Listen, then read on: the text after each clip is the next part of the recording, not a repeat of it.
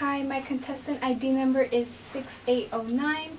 I am part of the basic healthcare competition where I will be demonstrating the human anatomy structures and their functions. To begin, we have the levels of organization.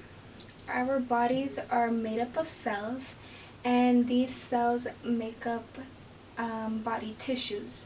Our body tissues then make up organs, for example, our heart, and these organs are part of an organ system. Keep in mind that organ systems do not work in isolation, but rather in union. The first system we have is the circulatory system.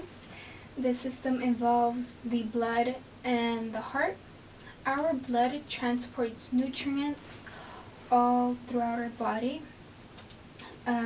It also carries gases like oxygen, which our body needs, and it helps remove carbon dioxide, which our body needs to expel. Our heart is what pumps our blood all around our body. We have artery vessels that carry the blood away from our heart, and veins that carry our blood back into our heart.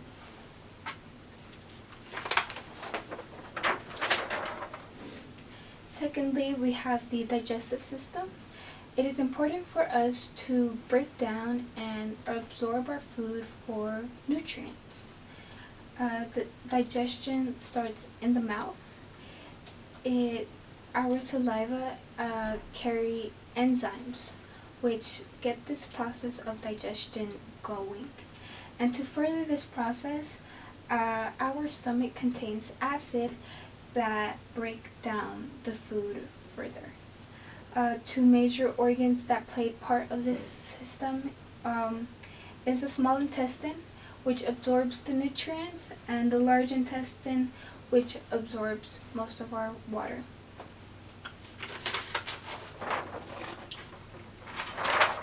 Thirdly, we have the endocrine system. This system is made up of all the body's different hormones. It also has many glands, such as the thyroid gland that can be found in the throat, and the pituitary gland, which can be found in the brain. These glands are what secrete our hormones.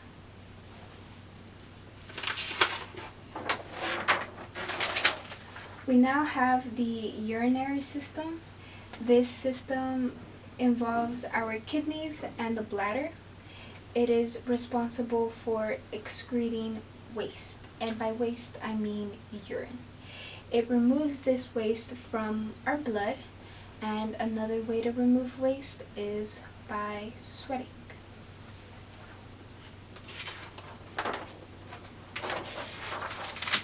We now have the integumentary system, and this system involves our largest organ, which is our skin. Our skin protects our insides from outside damages. It also helps with temperature regulation, and it controls water loss.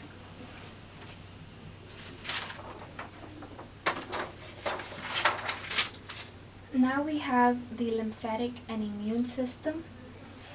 We actually have many lymph nodes in our body that swell during illness. Lymph is a clear fluid from blood plasma surrounding cells. It collects, filters, and returns the lymph back into our blood. A few major roles for this system is that it helps with immune function, and it keeps our body safe from pathogens.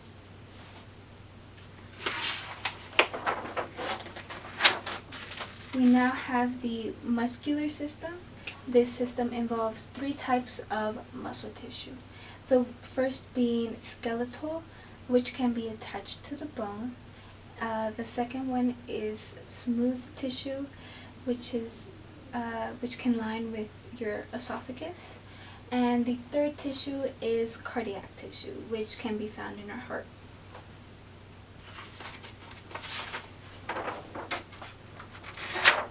Now we have the nervous system. This system involves our brain and the spinal cord. This system is responsible for controlling voluntary actions that, such as picking up a pencil, and involuntary actions such as reflexes.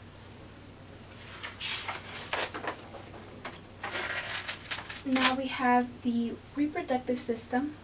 This system is responsible for producing eggs and sperm.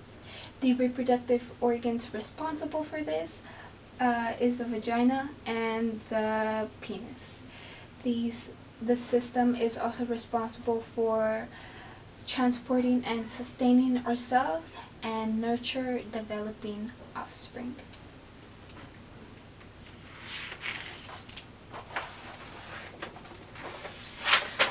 Next we have the respiratory system, and this system involves our lungs. It is responsible for the intake of oxygen and the exhaling of carbon dioxide from our bodies.